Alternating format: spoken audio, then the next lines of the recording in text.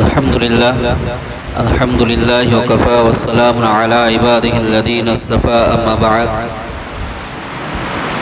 সর্বপ্রথম আমরা মহান রব্বুল আলামিনের দরবারে লাখো কোটি শুকরিয়া জ্ঞাপন করি। সকলে বলুন আলহামদুলিল্লাহ। তারপরে বিশ্বনবী বিশ্বনেতা সরকারে কায়নাত প্যারা হাবিব সাল্লাল্লাহু আলাইহি ওয়াসাল্লামের প্রতি লাখো কোটি দরুদের নজরানা পেশ করি। সকলে বলুন সাল্লাল্লাহু আলাইহি ওয়াসাল্লাম।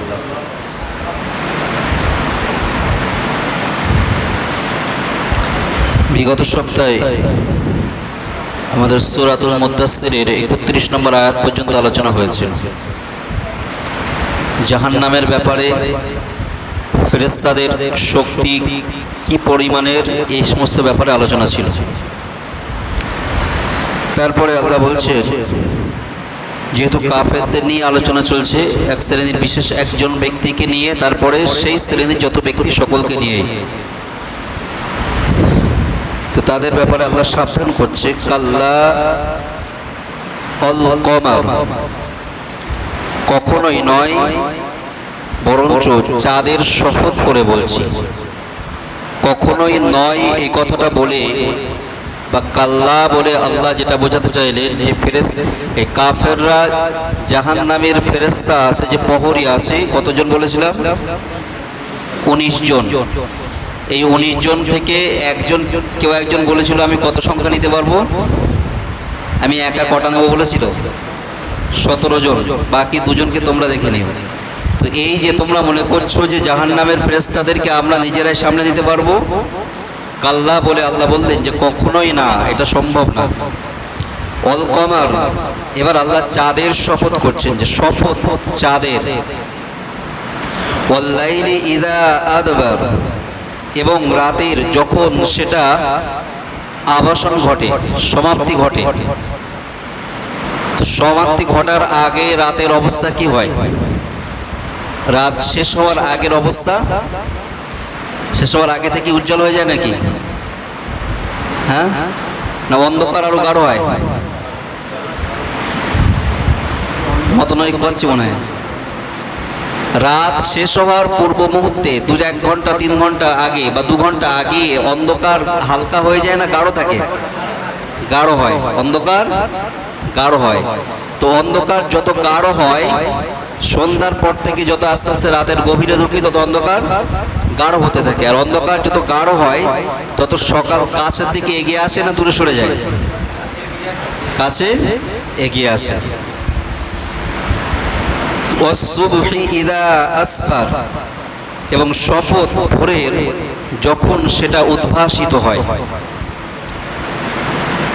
ইন্নাহা লা ইহদাল কুবার, নিশ্চয়ই যে বিষয়ে আলোচনা আসতে চলেছে এটা একটা বিপদ সমূহের মধ্য থেকে অন্যতম বিষয়। দেখেন, আল্লাহ পাক রব্বুল আলামিন প্রথমে কিসের শপথ করলেন? চাঁদের। চাঁদ শুরু হয় যখন মাসের শুরুতে, যেদিন প্রথম আমরা চাঁদ দেখি, চাঁদের আকার পরিপূর্ণ থাকে, একদম সামান্য একটুখানি থাকে না, ছোট্ট সরু ছোট্ট একটুখানি থাকে। দ্বিতীয় দিন আর একটু বড় হয়, তৃতীয় দিন আরো একটু বড় হয়। এই করতে করতে এক পর্যায়ে 13 তারিখ বা 14 তারিখ রাত্রে যে পরিপূর্ণ রূপে রূপান্তরিত হয়। এরপরে যেদিন পরিপূর্ণ হয়, সেই পরিপূর্ণ হওয়ার পরে কিভাবে আবার মাস কি মাস থাকে, পরের দিন থেকে আবার কমতে শুরু করে। ঠিক যতটা করে বেড়েছিল তত করেই কমতে থাকে। কমতে কমতে একটা পর্যায়ে মাস শেষ হওয়ার আগে চাঁদের অস্তিত্ব আসমানে হারিয়ে যায়। আল্লাহ চাঁদের শপথ করলেন। দেখেন, এই চাঁদের যে আস্তে আস্তে বাড়া, পরিপূর্ণ হওয়া, আবার আস্তে আস্তে একেবারে আকাশ থেকে নিশ্চিহ্ন হয়ে যাওয়া মাসের শেষে, এর সঙ্গে মানুষের জীবনের একটা সম্পর্ক আছে। মানুষ যেদিন জন্মগ্রহণ করে সেই দিনে লড়াই করে, শক্তি দেখায় না। আস্তে আস্তে আস্তে আস্তে আস্তে একটা দিন যখন বয়স উপনীত হয়, যৌবনে পদার্পণ করে, 25 বছর বয়সে এসে পৌঁছায়, তখন সে শক্তিতে পরিপূর্ণ হয়ে, তখন সে এবার বাহুবল, শক্তিবল, লোকবল, অর্থবল দেখায়। তো এরপরে সে কি 25 বছর বা 30 বছর বয়স সারা জীবন দাঁড়িয়ে থাকে, না আবার আস্তে আস্তে এক পর্যায়ে যে সে কোনো দুর্ঘটনাজনিত আকস্মিক কোনো মৃত্যুজনিত না হলেও সে আস্তে আস্তে এক পর্যায়ে বর্তমান সময়ে 60-65 বছর বয়সে যে মৃত্যুর কোলে ঢলে পড়ে। ঠিক যেমন চাঁদ আস্তে আস্তে বড় হয়ে আবার আস্তে আস্তে শেষ হয়ে যায়, নিশ্চিহ্ন হয়ে যায়, তো যে আজ পৃথিবীতে বিশাল বাহুবল দেখাচ্ছে একটা সময় এসে তার পৃথিবী থেকে অস্তিত্বই হারিয়ে যায়, ঠিক চাঁদের মতো। তো এই চাঁদের শপথ করলেন আল্লাহ। এক তো আল্লাহ যে কথা বলতে চাইলেন সে কথাকে মজবুতি করার জন্য পাশাপাশি এ দিয়ে ইশারা, চাঁদের দিকে দেখো আমি কেন শপথ করছি, ওটা আস্তে আস্তে যেমন বড় হয় হয়ে আবার আস্তে আস্তে শেষ হয়ে যায়, তোমাদের জীবনও কিন্তু এরকম, তোমরা আস্তে আস্তে ছোট থেকে বড় হচ্ছ, আবার এক পর্যায়ে বার্ধক্যকালে যে ছোটদের থেকেও খারাপ হয়ে যাবে। যখন বাচ্চারা একটু একটু হাঁটতে শেখে তখন কিন্তু হাত ছেড়ে নেয়, ছাড়িয়ে নেয়, ধরলে কি করে ছাড়িয়ে নেয়। আর বৃদ্ধ বয়সে যখন হাঁটতে পারে না তখন হাত ধরলে ছাড়িয়ে নেয় না, শক্ত করে ধরে, শক্ত করে ধরে, বাচ্চার থেকে অবস্থা আরো খারাপের দিকে যায়। সুতরাং সতর্কতার জন্য আল্লাহ চাঁদের কসম করে আমাদের ইশারা করলেন যে পরিণতি কিন্তু এরকম, এক সময় শেষ হয়ে যাবে, চিহ্ন থাকবে না। সুতরাং অহংকার লোকের জন্য, সম্পদের জন্য, শক্তির জন্য কোনো অহংকার করা সাজে না। ওয়াল্লাইলি ইযা আদবার, যেমন রাতের অন্ধকার যত গভীর হয়, এটা মুমিনদের একটা শিক্ষা। আমাদের বর্তমান সময়ে মুমিনদের ইসলামী ধর্মপ্রাণ মানুষদের অবস্থা এরকম যে রাতের অন্ধকার অনেক গাঢ় হয়েছে, চলতে কষ্ট হচ্ছে। অন্ধকার এত গাঢ় হয়েছে যে পৃথিবীতে বাস করা, পৃথিবীতে চলাফেরা করা কঠিন হয়ে উঠেছে। সব সময় যেন একটা ভয় অন্তরের মধ্যে কাজ করছে যে কি জানি কখন কি হয়।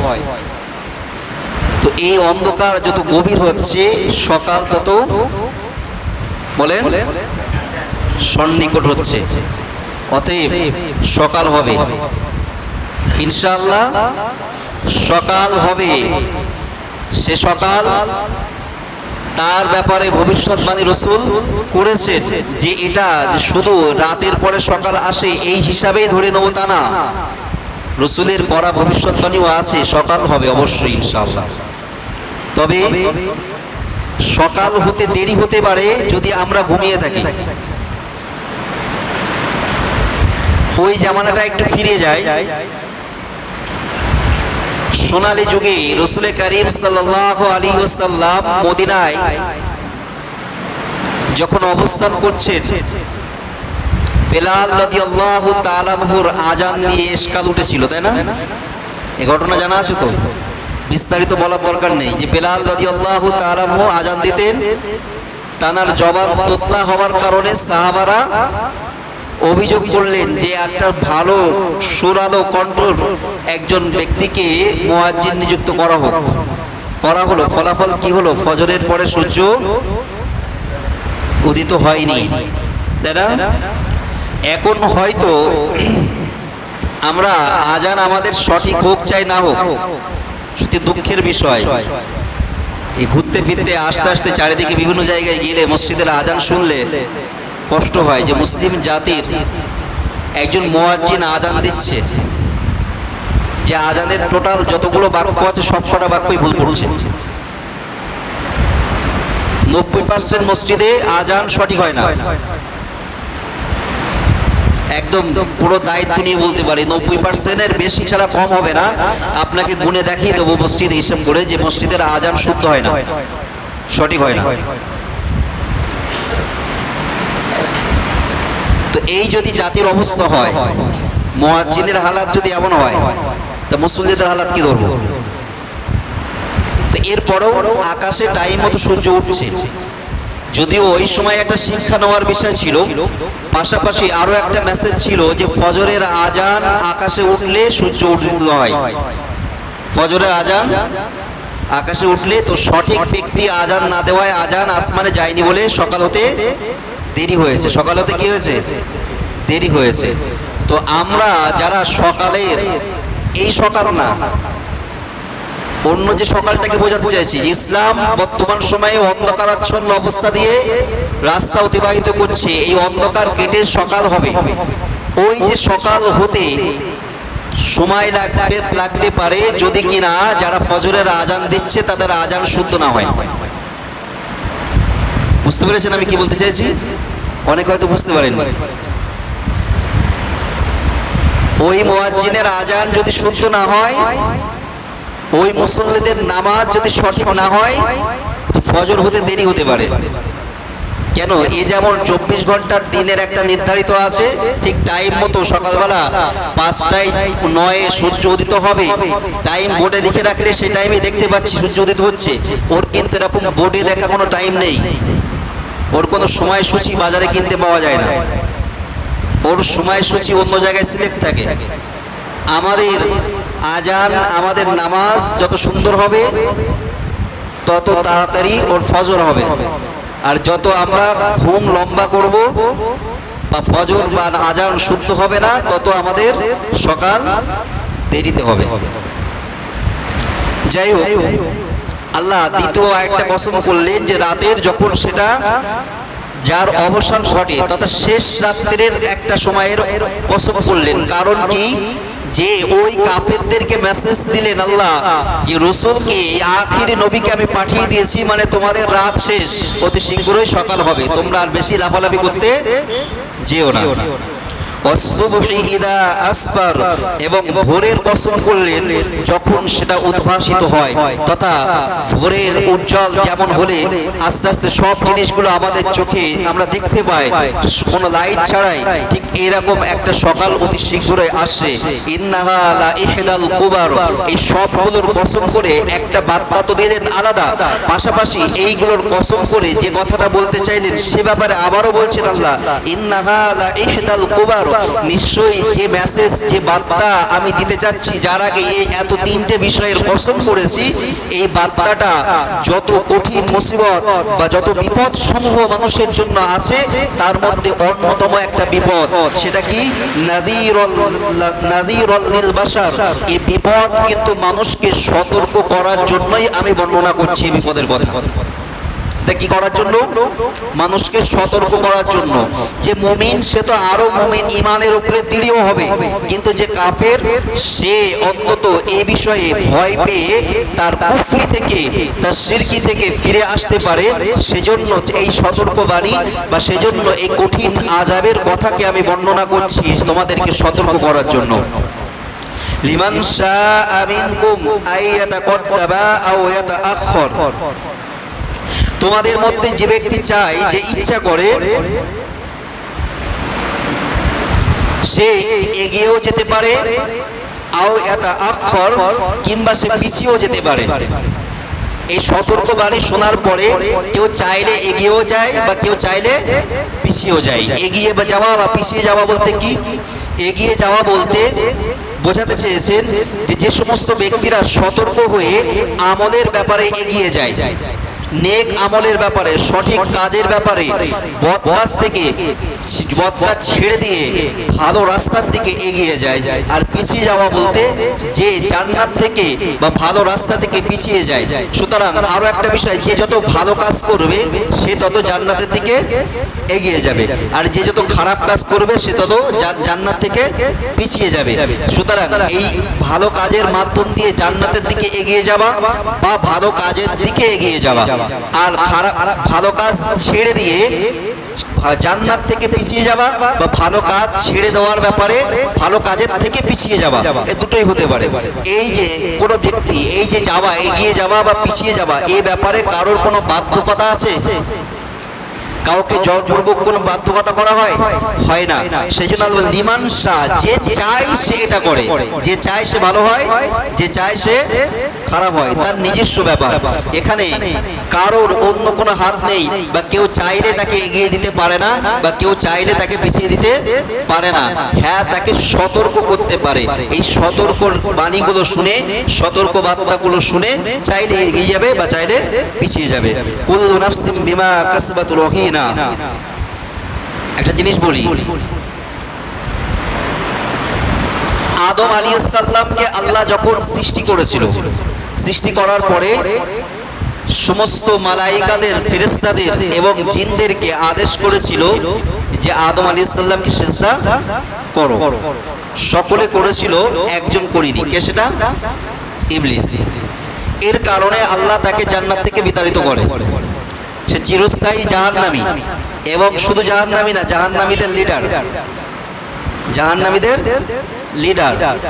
তো ইবলিস যখন জান্নাত থেকে বিতাড়িত হলো, সে দেখলো আমি জাহান্নামে যাব। তখন আচ্ছা, ইবলিস যে সিজদা করেনি, বা ইবলিসকে যে সিজদা করতে বলা হয়েছিল আদম আলাইহিস সালামকে সামনে রেখে, এই আদেশ আদম আলাইহিস সালাম করেছিল। এই আদেশ করানোর জন্য আদম আলাইহিস সালাম আল্লাহকে কোনো অনুরোধ করেছিল? এমন কোনো প্রমাণ আছে কারো কাছে যে আদম আলাইহিস সালাম কোন রকম কৌশলে, কোন রকম ভাবে আল্লাহর দ্বারাই এই আদেশ করে নিয়েছিল? বিষয়টা এমন না তো। আল্লাহ নিজের ইচ্ছায় তিনি আদেশ করলেন যে আদমকে সিজদা করো, এবং আদম আলাইহিস সালামকে সামনে রেখে ফেরেশতাদেরকে যে সিজদা করতে বলবেন, এই বিষয়টাও আদম আলাইহিস সালামের আগে থেকে কোনো জানা ছিল না। আল্লাহ প্রশ্ন করলেন যে তোমাদেরকে যে সমস্ত জিনিসের নাম আমি শিক্ষা দিয়েছি তার জবাব, সেগুলোর নাম বলো। ফেরেশতারা বললেন আমরা জানি না।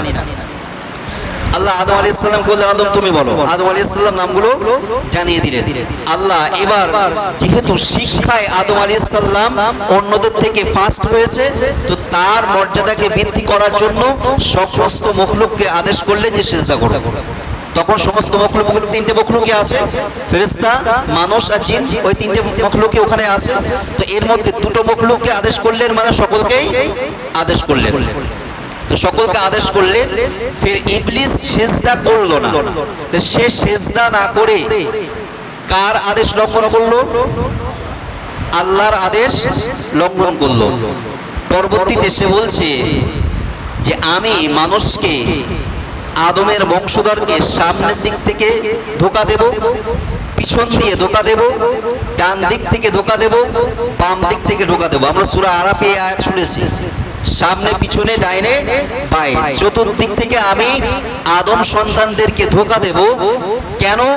আদমের কারণে আমি জান্নাত থেকে বিতাড়িত হয়েছি, আদমের কারণে আমি আজাজিল থেকে ইবলিসে রূপান্তরিত হয়েছি, সুতরাং আমি আদমকেও জান্নাত থেকে বিতাড়িত করে ছাড়ব। যে ইবলিসকে আদম আলাইহিস সালামের কারণে জান্নাত থেকে বিতাড়িত হয়েছিল? হ্যাঁ, এতক্ষণ আলোচনা শুনে কোন উত্তর দিতে ভয় পাচ্ছে? ইবলিস আদম আলাইহিস সালামের কারণে জান্নাত থেকে বিতাড়িত হয়েছে না আল্লাহর আদেশ না মানার কারণে? আল্লাহর আদেশ না মানাটা, এটা আমি আল্লাহর আদেশ মানিনি, এটা অন্য কারোর দোষ না আমার দোষ? তো ইবলিস যে আল্লাহর আদেশ মানিনি, এটা ইবলিসের দোষ না আদম আলাইহিস সালামের দোষ? ইবলিসের দোষ। ইবলিস কি বলছে? দোষ করলো সে নিজে, আর বলছে কি আমি আদমের কারণে জান্নাত থেকে বিতাড়িত হয়েছি, সুতরাং আদমকে জান্নাতে আমি যেতে দেব না, সামনে পিছনে ডাইনে বাঁয়ে সব জায়গা থেকে ধোঁকা দেব। এই ইবলিস মার্কা মানুষ পৃথিবীতে আছে, মিনাল জিন্নাতি ওয়ান নাস। শয়তান যেমন ইবলিস জিন জাতি, তেমন মনুষ্য জাতীয় শয়তান আছে, মনুষ্য জাতীয় শয়তান আছে। আর এটা প্রমাণ কোরআন বলছে মিনাল জিন্নাতি ওয়ান নাস, মানুষ শয়তানও আছে। এই মনুষ্য শয়তানেরও কথা ওই রকম, দোষ করে নিজে আর তার দায় চাপায় অন্যের ঘাড়ে। দোষ করে নিজে, দায় চাপায় অন্যের ঘরে। তো আল্লাহ সেজন্য বলছে কুল্লু নাফসিন বিমা কাসাবাত রহিনা, প্রত্যেক ব্যক্তি সে তার নিজের কাজের জন্য দায়ী, তার কাজের জন্য অন্য কেউ দায়ী থাকবে না। যতই সে জোর গলায় দাবি করুক যে আমি ওর জন্য ক্ষতিগ্রস্ত হয়েছি, আসলে যদি সে নিজেই নিজেকে ক্ষতি করে বা নিজে যে ভুলগুলো করছে তার জন্য অন্য কেউ দায়ী থাকবে না। অনেক সময় দেখা যায় যে মসজিদের কোনো ব্যক্তি একটা কোনো ভুল করেছে, হয় দায়িত্বে থাকা ব্যক্তি বা কোনো সাধারণ ব্যক্তি, এই রাগে কেউ মসজিদ ছেড়ে দিয়েছে, তাই না?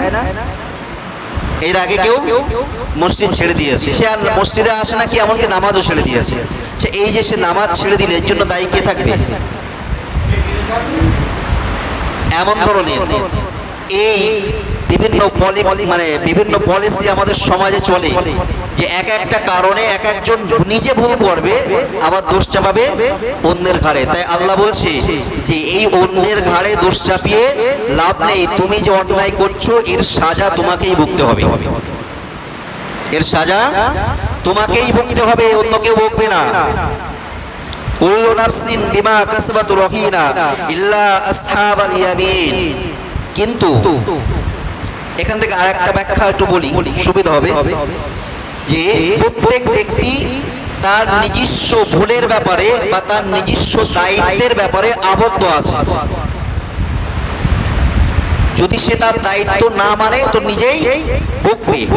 আর দায়িত্বের ব্যাপারে আবদ্ধ আছে মানে তাকে যে দায়িত্ব দেওয়া হয়েছে, আল্লাহ আমাদেরকে সৃষ্টির পরে পৃথিবীতে পাঠিয়ে কিছু নৈতিক দায়িত্ব দিয়েছে। নৈতিক দায়িত্বগুলোর মধ্যে 1 নম্বর দায়িত্ব হলো যে তুমি কোনোদিন আল্লাহর সাথে কাউকে শিরিক করবে না, আল্লাহর সাথে কাউকে শরীক করবে না। নম্বর 2, তুমি 5 ওয়াক্ত নামাজ সুস্থভাবে সঠিক সময়ে আদায় করবে। নম্বর 3, যখন তোমার উপরে যাকাত ফরজ হবে তখন তুমি যাকাত আদায় করবে। নম্বর 4, যখন রমজান মাস তোমার কাছে চলে আসবে রমজানের রোজা আদায় করবে। নম্বর 5, যখন তোমার উপরে হজ ফরজ হয়ে যাবে তো সাথে সাথেই তুমি হজ করে নেবে। হজের কথা এসছে, একটা কথা বলি, যেহেতু হজের মৌসুম এসে গিয়েছে, এ সময় বলা দরকার। আজকের জুমায় অধিকাংশ মসজিদে বা আমাদের যে খুতবা আছে, খুতবাতেও আমরা গত সপ্তাহেও হজের বিষয়ে আলোচনা ছিল, সম্ভবত এ সপ্তাহেও হজের বিষয়ে আলোচনা আছে। হজ কিন্তু ফরজ হয়ে গেলে দেরি করা নিষেধ। কেউ হজ ফরজ হয়ে যাওয়ার পরে যদি দেরি করে তো আল্লাহ তার ব্যাপারে বলছে সে মুসলমান হয়ে মৃত্যুবরণ করবে না কাফের হয়ে মৃত্যুবরণ করবে, এই ব্যাপারে আমি আল্লাহর কোনো দায় নেই, আমি তার থেকে দায়িত্ব খারিজ হয়ে গেছি। অতএব সে কাফের হয়ে মৃত্যুবরণ, আল্লাহ দায়িত্ব খারিজ হয়ে গেছে মানে কি খুব ভালো করে বুঝবেন। কোন ব্যক্তি ঈমান হালাতে মৃত্যুবরণ করতে গেলে অবশ্যই আল্লাহর পক্ষ থেকে তার সহায়তা লাগবে।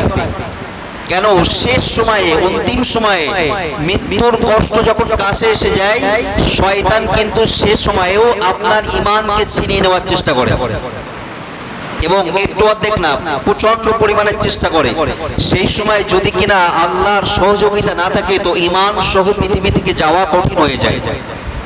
তো যদি কেউ হজ ফরজ হয়ে যায় আর সে হজকে তাখির করছে, দেরি করছে, পিছিয়ে দিচ্ছে, মেয়ের বিয়ে দেওয়া হয়নি, ঘর বাড়ি করা হয়নি, ছেলের বিয়ে দেওয়া হয়নি, জমি কেনার দরকার 5 কাঠা, এমন বিভিন্ন চিন্তা চেতনায়, তো তার মৃত্যুটা ঈমানি হালাতে হবে না কুফরি হালাতে হবে এ বিষয়ে আল্লাহ দায়বদ্ধ নেই।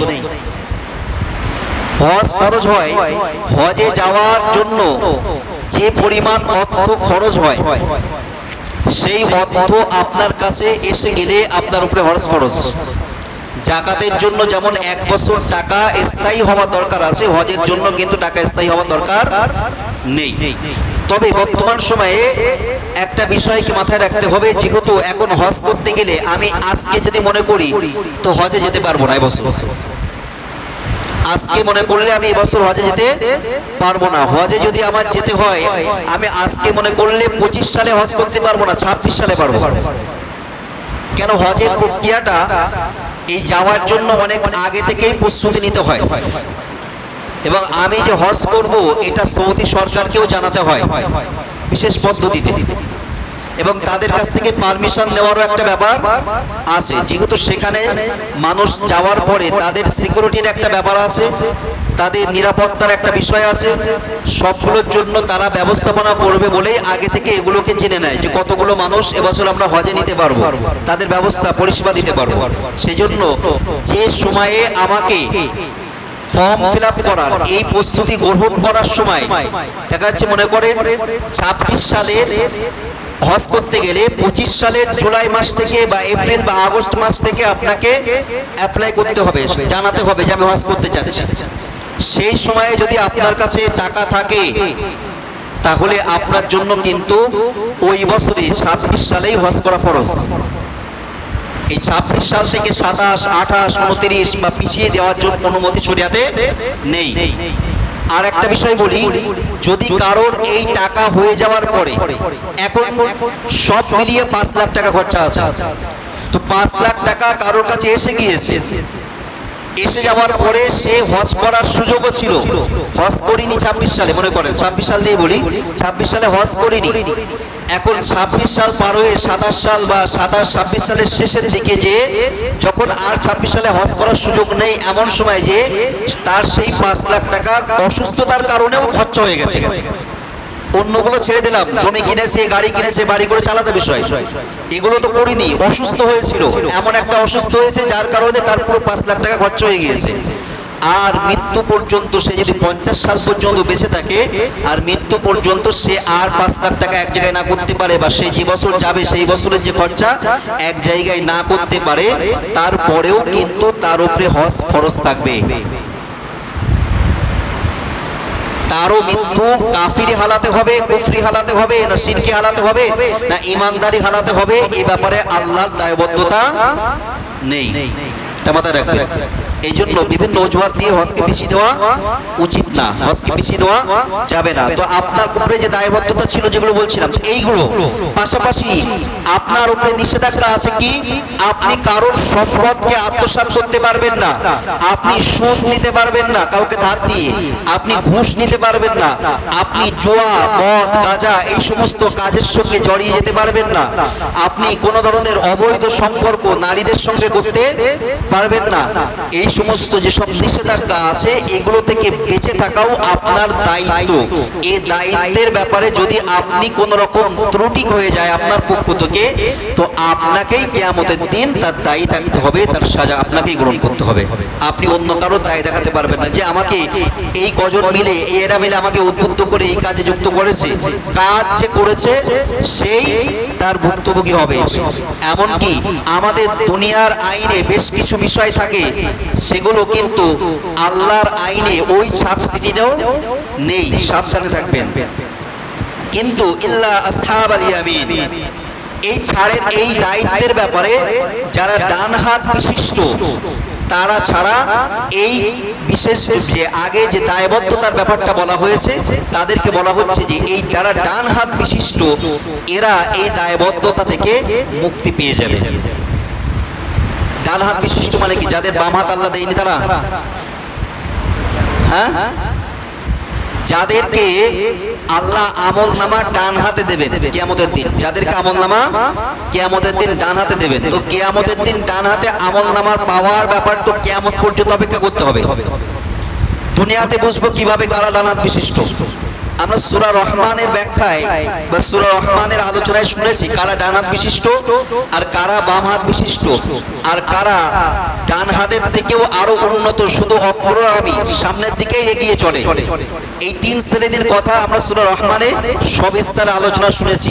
তথা সংক্ষিপ্ত আকারে বলতে গেলে যারা দুনিয়াতে একটু পূর্বে যে দায়িত্বগুলোর কথা বলেছি, যেগুলো পালনীয় বিষয় ছিল সেগুলো পালন করে, যেগুলো ছাড়ার বিষয় ছিল সেগুলো ছেড়ে চলে, তারাই হলো ডান হাত বিশিষ্ট।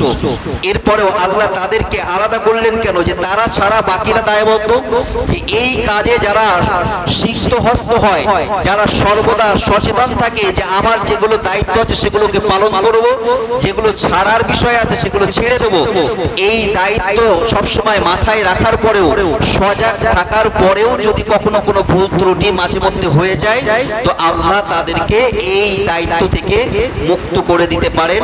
এই জন্যই আল্লাহ বললেন ইল্লা আসহাবাল ইয়ামিন, ডান হাত বিশিষ্টরা এ থেকে বাইরে।